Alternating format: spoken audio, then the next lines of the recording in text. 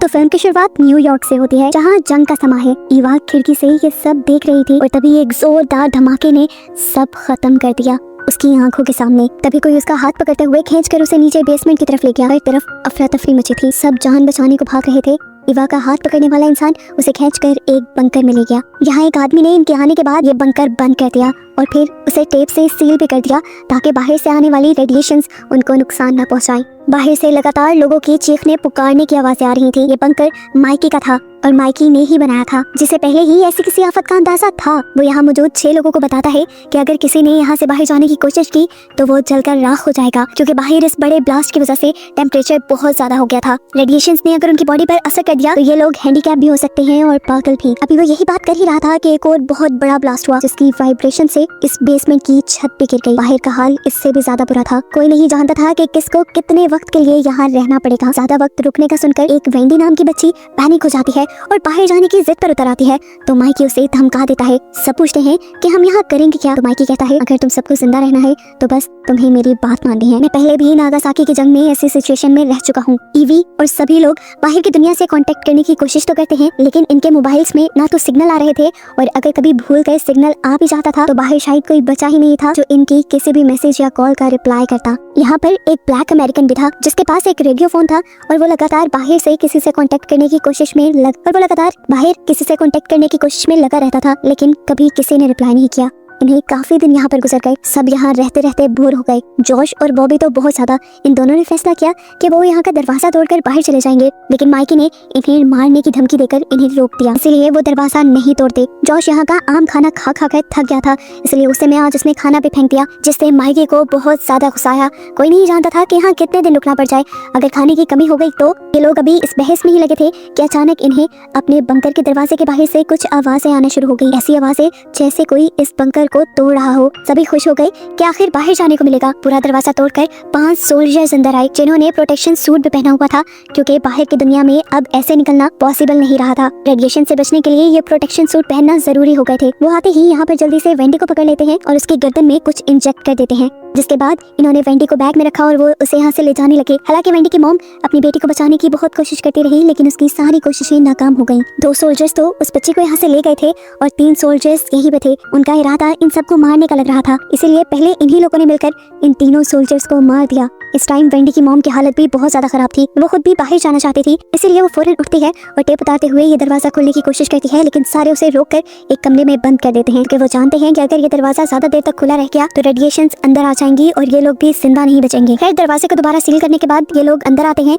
तो अंदर 3 सोल्जर्स की लाशें थी, जिन्हें देखते हुए माइकी ने कहा, मुझे लगता है कि यूएई ने यूएस के ऊपर हमला किया है और अब वहाँ के लोग यहाँ की सारी पॉपुलेशन को खत्म करना चाहते हैं। इधर जो ब्लैक अमेरिकन था वो एक मरतबा फिर अपने रेडियो फोन से बाहर बचे सर्वाइवर से कांटेक्ट करने की कोशिश करता है, लेकिन माइकी उसे रोक देता है और उसे कहता है, हो सकता है कि तुम्हारे ही इस रेडियो फोन की वजह से दुश्मनों को हमारा पता चला हो और अब भी इसी रेडियो फोन की वजह से हम फंस सकते हैं, तुम उसे बंद कर दो। माइकी के कहने पर वो भी उसे छोड़ देता है। यहाँ अब ईवा वेंडी की मॉम के पास जाती है खाना और पानी लेकर, जो वेंडी की वजह से बहुत ज्यादा परेशान थी।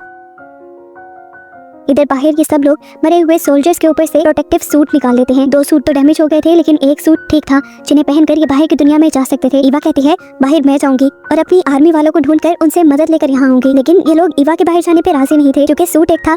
इनको लगता है कि ईवा सूट लेकर भाग जाएगी, तो ये लोग डिसाइड करते हैं कि ये सब जोश को बाहर भेजेंगे, क्योंकि उसके एक दोस्त को सोल्जर्स के साथ लड़ाई के दौरान गोली लग गई थी और वो अभी भी यही है। इनको लगता था कि अपने दोस्त को बचाने के लिए वो वापस जरूर आ जाएगा। वो सोल्जर का प्रोटेक्टिव सूट पहनकर सोल्जर की ही गन लेकर बाहर निकलता है और देखता है कि इस बंकर के बाहर हर जगह टनल बना दी गई थी। वो इस टनल से होता हुआ एक ऐसी जगह पर पहुंचता है जहां उसी के जैसे सूट पहने हुए काफी सारे लोग काम कर रहे थे। ये किसी किस्म की लैब लग रही थी जहां पर ये लोग रिसर्च कर रहे होंगे। जॉश ऑब्जर्व करने लग गया कि आखिर यहाँ पे ये कर क्या रहे होंगे। उसने देखा कि लैब में बच्चों के बाल रखे गए थे और काफी सारे कैप्सूल्स के अंदर बच्चों को कैद करके रखा गया था। ये सभी बच्चे बेहोश थे और इन्हीं बच्चों में वेंडी भी मौजूद थी। वेंडी को देखकर वो थोड़ा सा इमोशनल हो जाता है और उसे बाहर निकालने की कोशिश करता है और उसकी इस हरकत से यहाँ पर मौजूद बाकी लोग पहचान लेते हैं कि जोश उनकी टीम का मेंबर नहीं है। इससे पहले कि ये लोग उसे पकड़कर मार देते, जोश भागता हुआ अपने बंकर की तरफ आता है। लोग उसका पीछा भी करते हैं, लेकिन जल्दी से जोश बंकर के अंदर आकर ये लोग अपना बंकर बंद कर देते हैं। जोश की हालत काफी बुरी हो रही थी, वो बहुत ज्यादा इमोशनल था, रो रहा था। वो सबको बताता है कि बाहर कुछ नहीं बचा। रेडिएशन से बचने के लिए टनल में लोग रह रहे हैं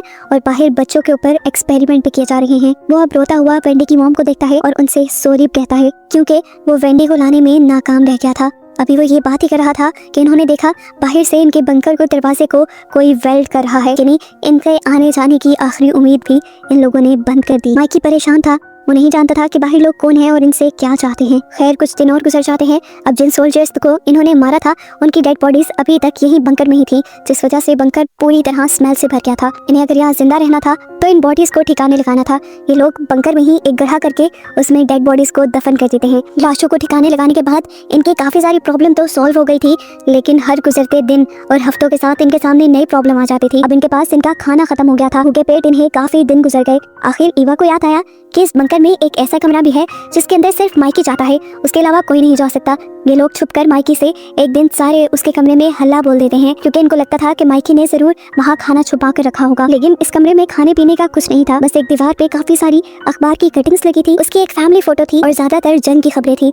ये लोग हैरान थे कि माइकी को जंगों में कितना इंटरेस्ट था और वो ऐसे अकेला इस बंकर में क्यों रहता था। अभी वो इस कमरे की सर्च कर रहे थे कि यहाँ पर माइकी आ गया और सब पर गुस्सा होने लगा और उसने सबसे पूछा कि आखिर तुम लोग यहाँ कर क्या रहे हो। सबने कहा हम खाने की तलाश में आए हैं। तब माइकी ने जवाब दिया, अगर मेरे पास खाना होता तो मैं तुम लोगों के साथ जरूर बांटता, जैसे पहले बांटता आ रहा हूँ। मैं भी तुम लोगों की तरह ही भूखा हूँ। लेकिन किसी को भी अब माइकी की बातों पे यकीन नहीं था। वो फैसला करते हैं कि आज के बाद वो माइकी के साथ मिलकर इसी कमरे में रहेंगे। यहीं पर हम वेंडी की मॉम को जोश से काफी क्लोज देखते हैं। असल में उसे अपनी बेटी की जुदाई के गम से उभरने के लिए कोई साथी चाहिए था और जोश इसमें उसकी मदद कर रहा था। ये सब तो ठीक था, लेकिन यहाँ के बाकी लोगों के लिए हर गुजरते दिन के साथ मुश्किलें बढ़ती जा रही थी। खाने की तंगी ने इन्हें बहुत ज्यादा परेशान कर दिया था। तब एक ब्लैक अमेरिकन ने एक प्लान किया। हम देखते हैं कि उसके पास एक गन थी, क्योंकि वो एक सिक्योरिटी ऑफिसर था। वो गन लेकर खामोशी से अकेले में माइकी के कमरे में चला जाता है और उसके ऊपर गन तान देता है, क्योंकि उसने माइकी के कमरे में एक सीक्रेट दरवाजे को नोटिस किया था और उसे लगता था कि इस दरवाजे के पीछे जरूर खाना होगा। शायद वो ठीक भी था। वो जबरदस्ती उससे ये दरवाजा खुलवा रहा था कि तभी माइकी ने होशियारी दिखाई और उसके हाथ से उसी की गन छीनते हुए उसे ही मार डाला। ईवी जो इस ब्लैक अमेरिकन का पीछा कर रही थी, उसने ये सब अपनी आंखों से देखा और शोर मचाकर सबको यहाँ बुला लिया। अब सब लोग ये बात जान चुके थे कि इस सीक्रेट दरवाजे के पीछे खाना है, जिसका कोड जब वो माइकी से पूछते हैं तो माइकी उन्हें नहीं बताता। इसीलिए अब ये लोग माइकी को चेयर से बांध देते हैं और उसे टॉर्चर करना शुरू कर देते हैं। जब माइकी इस टॉर्चर से थक जाता है तो आखिर वो उस दरवाजे का कोड बता ही देता है और देखने को मिलता है कि सच में उसके पीछे बहुत सारा खाना था। इनके पास अब तकरीबन 1 महीने की खाने की सप्लाईज आ गई थी। एक मसला हल हुआ ही था कि दूसरा सामने आ गया। बाहर की रेडिएशंस अब अंदर फैलने लगी थी और इनके दिमागों पर असर करने लगी थी। ऐसे में जोश और उसके दोस्त के अंदर बहुत ज्यादा एग्रेशन भरा आया। इन लोगों ने सब लोगों को बाहर निकाल कर सप्लाईज वाले कमरे में कब्जा कर लिया और अपनी जरूरतों को पूरा करने के लिए वो वेंडी की मोम को अब्यूज करने लगे। यहाँ पर बस एक ही लड़के की कंडीशन ठीक थी, जोश का भाई जिसे गोली लगी थी, और वो अच्छा भी था। वो ईवा की मदद कर रहा था स्टेबल रहने में। माइकी को आज तक इन्होंने बांध रखा था, जिसने इन सबको शेल्टर दिया था। वो ईवा की मिन्नतें करता है कि प्लीज मुझे खोल दो, मेरा यकीन करो, मैं तुम्हें खाने के बारे में बताने वाला था, पर वो सब उससे पहले ही हो गया। अगर तुम्हें मुझ पर यकीन नहीं तो मैं तुम्हें एक और राज बताता हूँ। सप्लाईज वाले रूम में मेरी एक गन भी है, अगर तुम चाहो तो वो ले सकती हो। उसकी मदद से तुम जोश और उसके दोस्त की मनमानी भी खत्म कर पाओगी और उनकी गुलामी से भी आजादी मिल जाएगी। ईवा को माइकी पर यकीन तो नहीं था, लेकिन वो गन उसे चाहिए थी, इसीलिए वो उस लड़के को अपने साथ मिलाती है जो उसका हाथ पकड़कर उसे बंकर में लेकर आया था। ये दोनों प्लान करते हैं कि वो लड़का सप्लाईज वाले रूम में जाएगा गन लेने के लिए और ईवा पीछे से जोश और उसके दोस्त का ध्यान भटकाएगी। अंदर रूम का सीन दिखाया जाता है जहाँ जोश और उसके दोस्त पूरी तरह पागल हो चुके हैं। उन्होंने अपने बाल भी काट लिए, यहाँ तक कि उन्होंने वेंडी की मॉम को भी मार डाला है और इसके बाद भी वो उसकी डेड बॉडी को यूज करते हैं। ईवा जब अंदर आई तो वेंडी की मॉम की हालत देखकर बुरी तरह डर गई। इससे पहले कि ईवा कुछ करती या यहाँ से चली जाती, वो देखती है कि जोश सप्लाईज वाले रूम की तरफ बढ़ रहा था। उसे जोश का ध्यान भटकाने के लिए उसे अपनी तरफ अट्रैक्ट करना शुरू कर दिया, लेकिन जैसे ही जोश ने अपनी लिमिट्स क्रॉस की तो उसने जोश को दूर कर दिया और इससे जोश को बहुत गुस्सा आया। उसने ईवा के ऊपर हमला किया और उसके साथ जबरदस्ती करने लग गया। इतने में ही हमने देखा कि ईवा के साथी ने गन भी हासिल कर ली थी, जिसे वो लेकर बाहर आ गया। अभी वो गन लेकर बाहर निकला ही था कि उसके सामने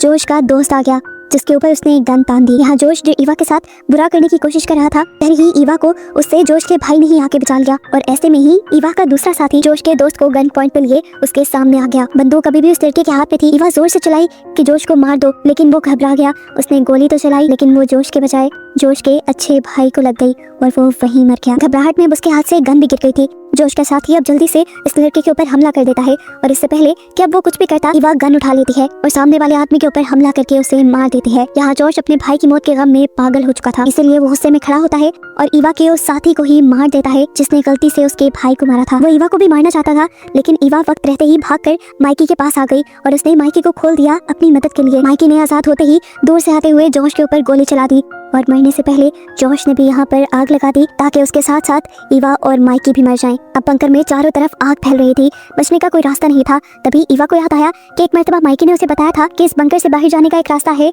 जो सीवरेज से होकर गुजरता है। वो भागकर जाती है और इस बंकर में मौजूद एक प्रोटेक्टिव सूट उठाकर जल्दी से पहन लेती है। माइकी के आने से पहले जिस कमरे से इन्हें भागना था उसका दरवाजा ईवा ने पहले ही बंद कर दिया था। माइकी बाहर से उसे खटखटाता रहा लेकिन ईवा ने खोला नहीं और इस तरह माइकी समझ गया कि अब उसका आखिरी वक्त आ गया है। वो आखिरी वक्त में अपनी वाइफ और बेटी को याद करता है, जबकि यहाँ ईवा को दिखाया जाता है जो सीवरेज लाइन के जरिए अब बाहर निकलने में कामयाब हो चुकी है। बाहर आते ही उसने एक खौफनाक मंजर देखा, तबाही का। चारों तरफ धुआं ही धुआं था, आलूदगी के बादल बने हुए थे। ये शहर अब पूरी तरह तबाह हो चुका था और उसे कहाँ जाना था ये भी उसे नहीं मालूम था। और बस यही सब तबाही दिखाते हुए ये कहानी यहाँ खत्म हो जाती है।